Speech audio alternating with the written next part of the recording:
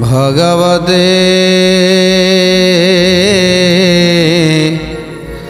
वासुदेवाय।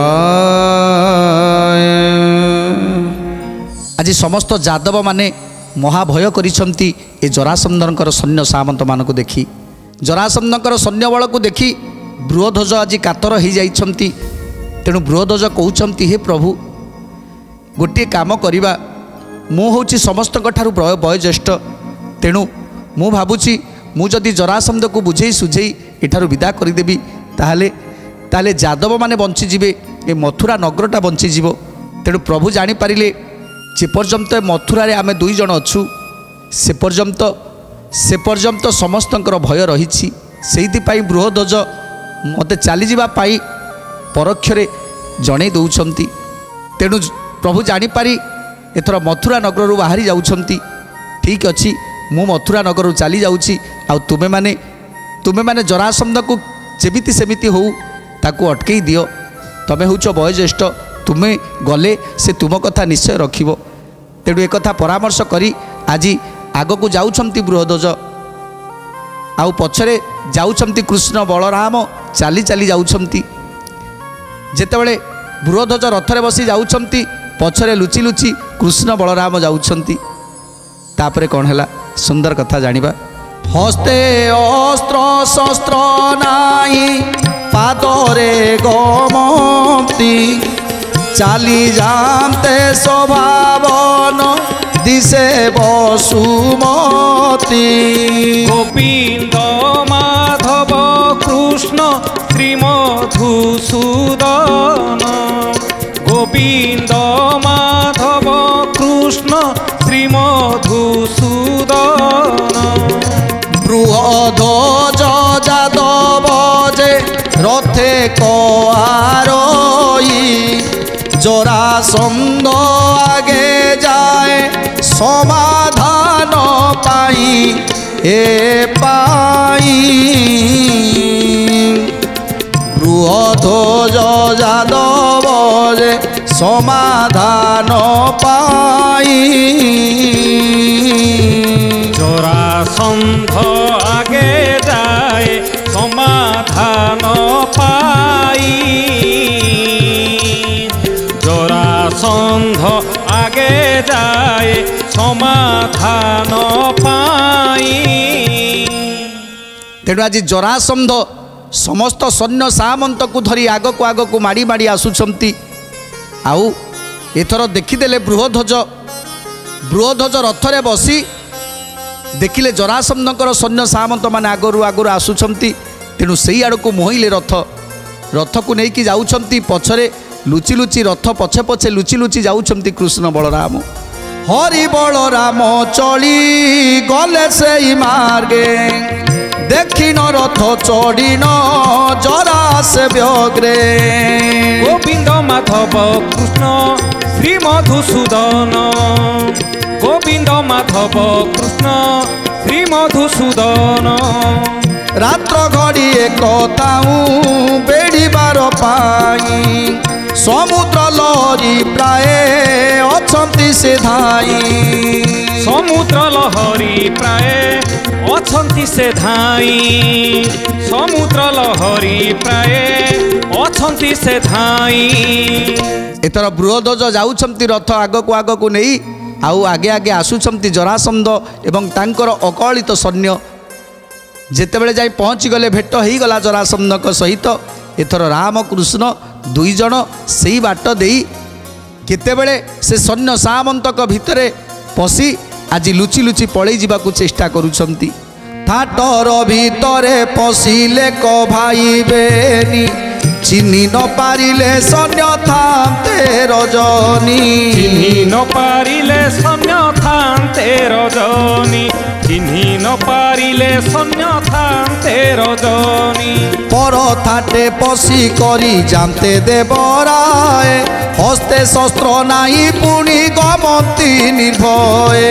गोविंद माधव कृष्ण श्रीमधुसूदन, गोविंद माधव कृष्ण श्रीमधुसूदन। केते कबेले आसी पाइला रजनी, अंधकार गला उदे हंती दिन ଦିନମଣି ଅନ୍ଧକାର ଗଲା ଉଦେ ହୁଅନ୍ତି ଦିନମଣି ଅନ୍ଧକାର ଗଲା ଉଦେ ହୁଅନ୍ତି ଦିନମଣି ମୁହଁକୁ ମୁହଁ ଦିଶନ୍ତେ ଚିନି ତଥ୍ୟ କରି ନୁହନ୍ତି ଅବାସେ ବଳଦେବ ଚକ୍ରଧାରୀ ନୁହନ୍ତି ଅବାସେ ବଳଦେବ ଚକ୍ରଧାରୀ ନୁହନ୍ତି ଅବାସେ ବଳଦେବ ଚକ୍ରଧାରୀ। ଆଜି ରାତି ସମୟ ଅନ୍ଧକାରରେ ମୁହଁକୁ ମୁହଁ ଦିଶୁନି ଯେତେବେଳେ ବିନା ଅସ୍ତ୍ରରେ ଆଜି କୃଷ୍ଣ ବଳରାମ ଦୁଇ ଜଣ ସୈନ୍ୟ ସାମନ୍ତ ମାନଙ୍କ ଗହଣ ଭିତରେ ଦେଇ ଯାଉଛନ୍ତି ସମସ୍ତେ ଦେଖୁଛନ୍ତି ହେଲେ କେହି ବି ଚିହ୍ନି ପାରୁନାହାନ୍ତି ଇଏ କିଏ ଯାଉଛି କେହି ବି ଜାଣିପାରୁନାହାନ୍ତି କେହି ଭାବିନଥିବେ ଯେ କୃଷ୍ଣ ବଳରାମ ଏ ସୈନ୍ୟ ସାମନ୍ତଙ୍କ ଗହଣ ଭିତରେ ପଶି ଯାଉଛନ୍ତି ଏକଥା କାହା ମନରେ ମଧ୍ୟ ନାହିଁ ଯାହା ପାଇଁ ଆଜି ଏତେ ବଡ଼ ଥାଟ ସୈନ୍ୟ ଘେନି ଯାଉଛନ୍ତି ସେ ଆଜି ଏ ସୈନ୍ୟ ବଳ ଭିତରେ ଯାଉଛନ୍ତି ଏ କଥାକୁ କିଏ ବା ବିଶ୍ୱାସ କରିବ। ତେଣୁ ଆଜି ସୈନ୍ୟ ସାମନ୍ତ ଗହଣରେ ଯାଉଛନ୍ତି ଏହି ସମୟରେ ରାତ୍ରି ପାହିଗଲା ଅନ୍ଧକାର ଯାଇ ଯେତେବେଳେ ଦିବସ ଆସିଗଲା ସୂର୍ଯ୍ୟ ଯେତେବେଳେ ଉଦୟ ହେଲେ ସେତେବେଳେ ମୁହଁକୁ ମୁହଁ ଦେଖାଗଲା ସେତେବେଳେ ସୈନ୍ୟ ସାମନ୍ତ ମାନେ କ'ଣ ଦେଖିଲେ କେହି ଭାବୁଛନ୍ତି ରାମକୃଷ୍ଣ ଏ ସତରେ କ'ଣ ରାମକୃଷ୍ଣ ଯାହାଙ୍କ ପାଇଁ ଏ ଥାଟ ସୈନ୍ୟ ଆଜି ଲାଗିଛି ଯାହାଙ୍କ ପାଇଁ ଏ 96 ଶସ୍ତ୍ର ରାଜାମାନେ ଆସିଛନ୍ତି ମହାମହା ଯୋଦ୍ଧାମାନେ ଆସିଛନ୍ତି ମହାମହା ବୀର ଆସିଛନ୍ତି ଯାହାଙ୍କ ସହିତ ଯୁଦ୍ଧ କରିବା ପାଇଁ ସିଏ କ'ଣ ଆମ ଗହଣରେ ପଶି କ'ଣ କରୁଛି ଆମ ଗହଣରେ କେମିତି ଅଛି ପୁଣି ବିନା ଅସ୍ତ୍ରରେ। ତେଣୁ ଏକଥା କେହି ବି ବିଶ୍ୱାସ କରିପାରୁନାହାନ୍ତି ଯେ କୃଷ୍ଣ ବଳରାମ ମୁହଁକୁ ମୁହଁ ଦିଶନ୍ତେ ଚିନି ତଥ୍ୟ କରି ନୁହନ୍ତି ଅବାସେ ବଳ ଦେବ ଚକ୍ରଧାରୀ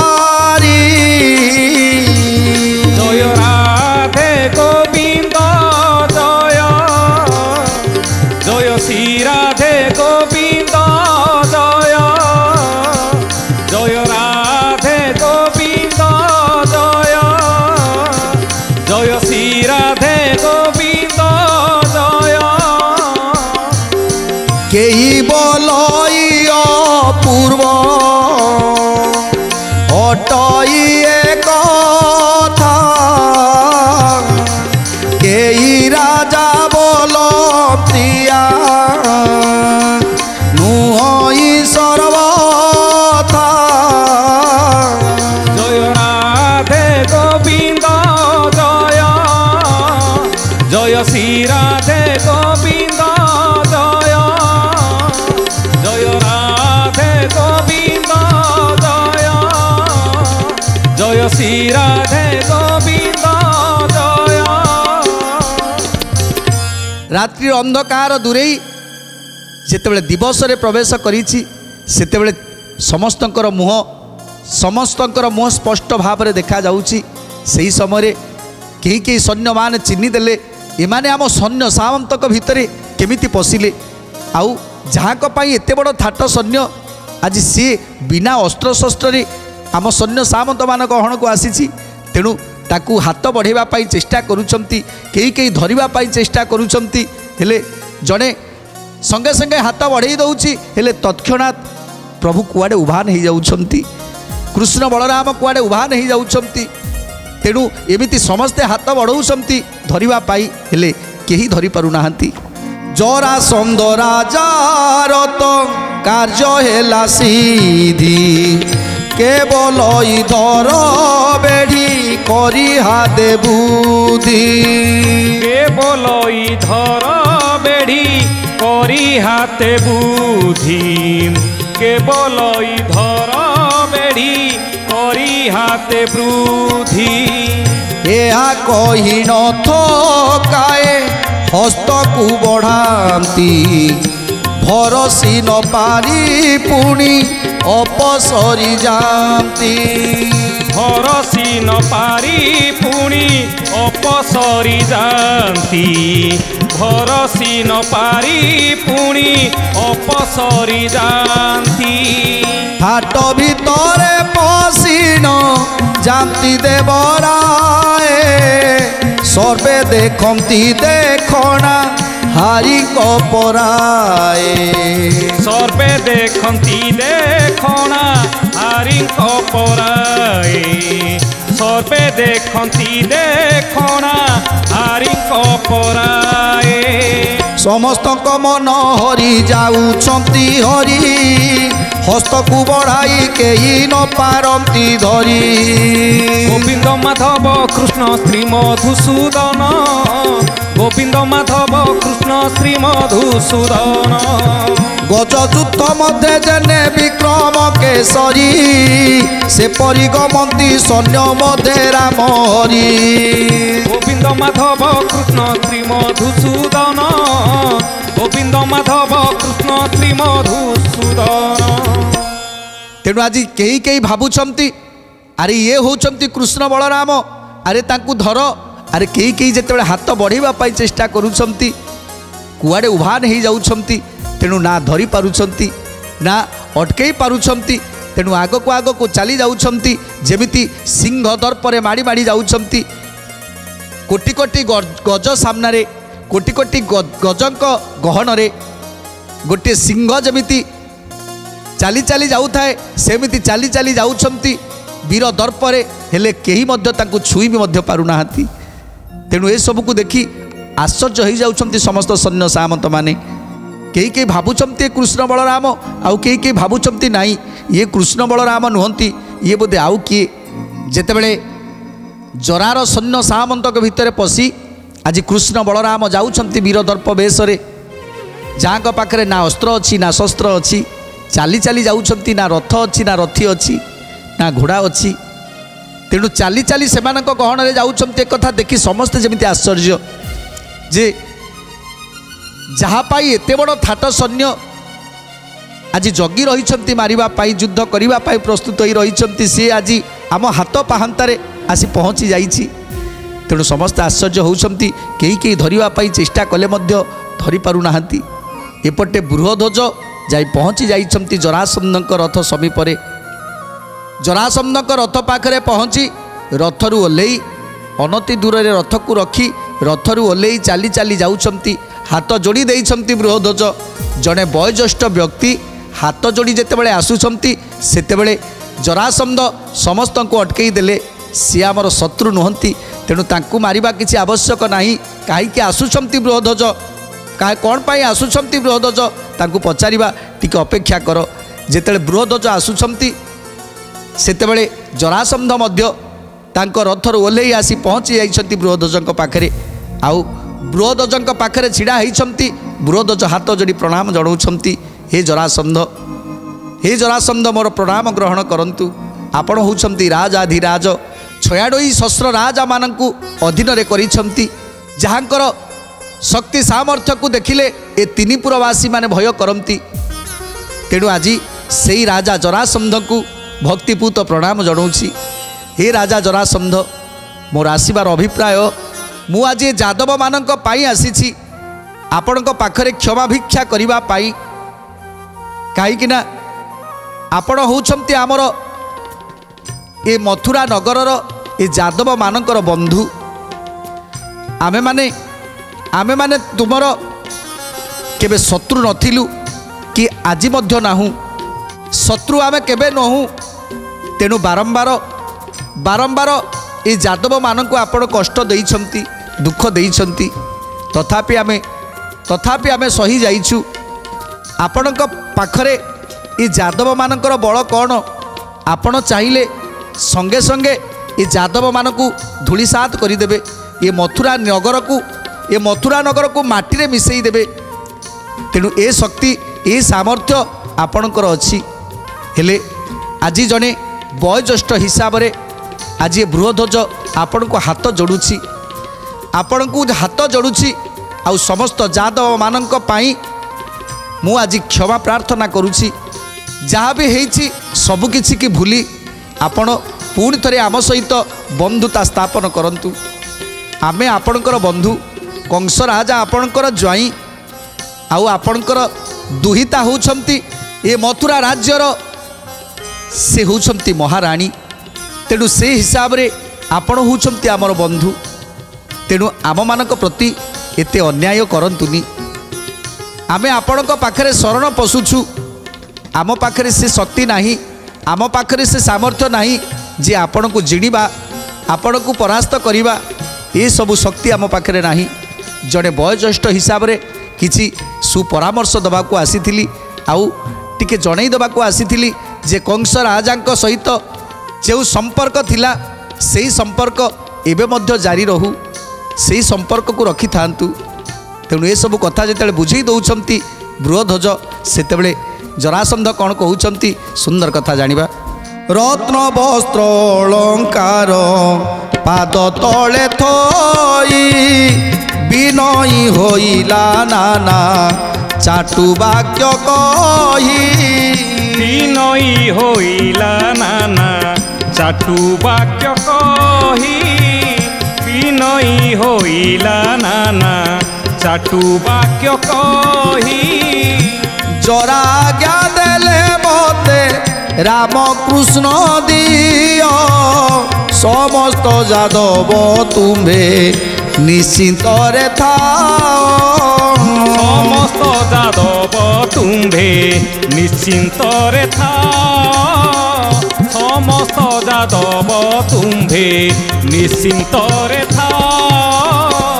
ତେଣୁ ଯେତେବେଳେ ବୃହଧ୍ୱଜ କହୁଛନ୍ତି ଯେ ଆମେ ତୁମର ଶତ୍ରୁ ନୁହଁ, ଆମେ ତୁମର ବନ୍ଧୁ, ତେଣୁ ପୁଣି ଥରେ ସେ ବନ୍ଧୁତା ସ୍ଥାପନ କର, ସେତେବେଳେ ଜରାସନ୍ଧ ଠୋ ଠୋ କରି ହସୁଛନ୍ତି।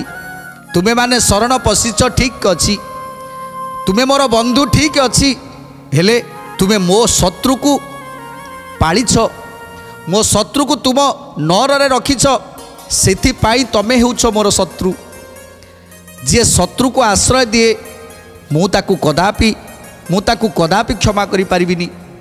ତେଣୁ ଯଦି କ୍ଷମା କରିବି ତାହେଲେ ଗୋଟିଏ କଥା କର, ଶ୍ରୀରାମକୃଷ୍ଣଙ୍କୁ ଆଣି ମୋ ପାଖରେ ସମର୍ପଣ କରିଦିଅ, ଆଉ ତାପରେ ମୁଁ ତୁମକୁ ନିଶ୍ଚୟ କ୍ଷମା କରିଦେବି। କାହିଁକିନା ଯାଦବମାନଙ୍କ ପ୍ରତି ମୋର ହିଂସା ମନୋଭାବ ନାହିଁ କି ଶତ୍ରୁତା ଭାବ ନାହିଁ। ମୋତେ ସଙ୍ଗେ ସଙ୍ଗେ ଆଣି ରାମକୃଷ୍ଣଙ୍କୁ ଦେଇଦିଅ।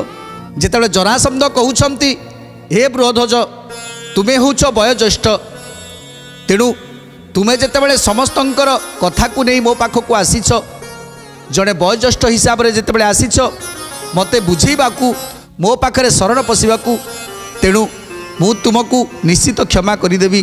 ହେଲେ ମୋର ଗୋଟିଏ ସର୍ତ୍ତ, ତୁମେ ଯେଉଁ ରାମକୃଷ୍ଣଙ୍କୁ ରଖିଛ ତୁମ ନରରେ, ସେ ରାମକୃଷ୍ଣଙ୍କୁ ଆଣି ମୋତେ ଧରେଇ ଦିଅ, ତାପରେ ମୁଁ ତୁମମାନଙ୍କୁ କ୍ଷମା କରିଦେବି, ସମସ୍ତ ଯାଦବମାନଙ୍କୁ କ୍ଷମା କରିଦେବି। ବୃହଧ୍ୱଜ ବୋଲେ ନଗ୍ର ଦେଲୁ ଦୂର କରି, ଏ କ୍ଷଣି ଥାଟେ ପଶିଲେ ପଡୁଥିଲା ହୁରି। ଏ କ୍ଷଣି ଥାଟେ ପଶିଲେ ପଡୁଥିଲା ହୁରି। ଏ କ୍ଷଣି ଥାଟେ ପଶିଲେ ପଡୁଥିଲା ହୁରି। ଅକଳିତ ସୈନ୍ୟ ସଙ୍ଗେ ଆସୁଛନ୍ତି ବାଇ, କେଣେ ସେ ଲୁଚିଲେ ତାଙ୍କୁ ଜାଣନ୍ତି କେ ନାହିଁ। କେଣେ ସେ ଲୁଚିଲେ ତାଙ୍କୁ ଜାଣନ୍ତି କେ ନାହିଁ। କେଣେ ସେ ଲୁଚିଲେ ତାଙ୍କୁ ଜାଣନ୍ତି କେ ନାହିଁ। ଯେତେବେଳେ ଜରାସନ୍ଧ କହୁଛନ୍ତି ହେ ବୃହଧ୍ୱଜ, ତୁମେ ହେଲ ବୟୋଜ୍ୟେଷ୍ଠ, ଆଜି ସମସ୍ତ ଯାଦବମାନଙ୍କ ଉପରେ ତୁମେ ବୟସ ଅଧିକ, हेले तुमको मु गोटे कथा कहूँ से कृष्ण बलराम को आनी मो पाखे समर्पण कर दियो तापर तुमको मु छाड़देवी जिते कथा कहते बृहदज कहते राजा जरासंध आमे समस्त यादव माने एकत्र बसी विचार कलु जे से कृष्ण बलराम को पाई आज जरासंध बारंबार बारंबार धाड़ी दौरान ए मथुरा नगर को कारण आमे समस्ते तांकर शत्रु नुहंती आमे मथुरापुर निवासी तांकर शत्रु नुहंती यादव माने तांकर शत्रु नुहंती केवल शत्रु होउचंती से कृष्ण बलराम सेइति पाई आमे समस्त यादव माने एकत्र बसी विचार कलु आ विचार सरिबा परे से कृष्ण बलराम को तड़ी देलु ये मथुरापुर ताकू तड़ी देलु आ से धाई धाई आसी ये सैन्य सामंतक गहन पशि जाइछि ये सैन्य सामंतक भितर पशि जाइछि आपणकर तो अकलित सैन्य तेणु सैन्य सामंतक भितर पशि से लुचि लुचि चली जाउछि ये कथा जेतेबेले सुनिदेले जरासंध जेमिति वज्र पड़गला मुंडरे जेमिति मुंडरे वज्र पड़गला मोर एते बड़ थाट सैन्य सेमानक मध्यरे ये कृष्ण पशिछि ये बलराम पशिछि तेणु आउ तांकर निस्तार नाई हे मणिमा हे जरासंध आम पर आउ क्रोध करना आमे से कृष्ण बलराम को तड़ी देइछु आउ सी आपणक ए सैन्य सामंत मानक गहन पशिचंती हे राजा जरासंध जदि गोटे आंगुठी भूल करदेला ताहले से हाथटा को कौन आपण हाणीदेवे से हाथर दोष कौन है जदि आंगुठी भूल करिछि ताले आंगुठी की दोष दवा कथा सेठी सेठी ए जानुटा को भग्न करवा कौन दरकार तेणु मु जड़े वयोज्येष्ठ हिसाब से आपण को अनुरोध करुछि आपण से रामकृष्ण सहित युद्ध करंतु हेले ये मथुरा नगर रे समस्त नरनारी माने आज आज अधैर्य होउछंती भयभीत हो जाइछंती आपणकर सैन्य सामंत को देखी तेणु रक्षा करि दियंतु हे राजा जरासंध रक्षा करि दियंतु जेतेबेले कृष्ण बलराम तांक सैन्य सामंत मानक भितर पशिछंती आउ जरासंध जानिछंती जे यादव माने मोर शत्रु नुहंती मोर शत्रु केवल श्री रामकृष्ण तेणु जेतेबेले सैन्य सामंतक गहन रे पशिछंती ए रामकृष्ण ताहले ए यादव मानक सहित युद्ध करी की लाभ अछि तेणु समस्त सैन्य मान को निर्देश देवी आज यारी भितरे यही सैन्य सामंतक गहन रे अछि यारी भितरे ताकू मारिदेवे तेणु कौन उपाय चिंता करुछंती कृष्ण बलराम को किपरि मारिबे सुंदर कथा जानिबा परवर्ती अध्याय आज तो समय इशारा देलानी तेणु बाणी की विराम दबा टिके प्रभुंकर नाम संकीर्तन करी आज कार्यक्रम को समाप्त करिबा जय गोविंद गोविंद बोल रे राधे गोविंद गोविंद बोल जय गोविंद गोविंद बोल रे राधे गोविंद गोविंद बोल राधे गोविंद गोविंद बोल रे जय गोविंद गोविंद बोल राधे गोविंद गोविंद बोल रे जय गोविंद गोविंद बोल जय गोविंद गोविंद बोल रे जय गोविंद गोविंद बोल जय गोविंद गोविंद बोल रे जय गोविंद गोविंद बोल।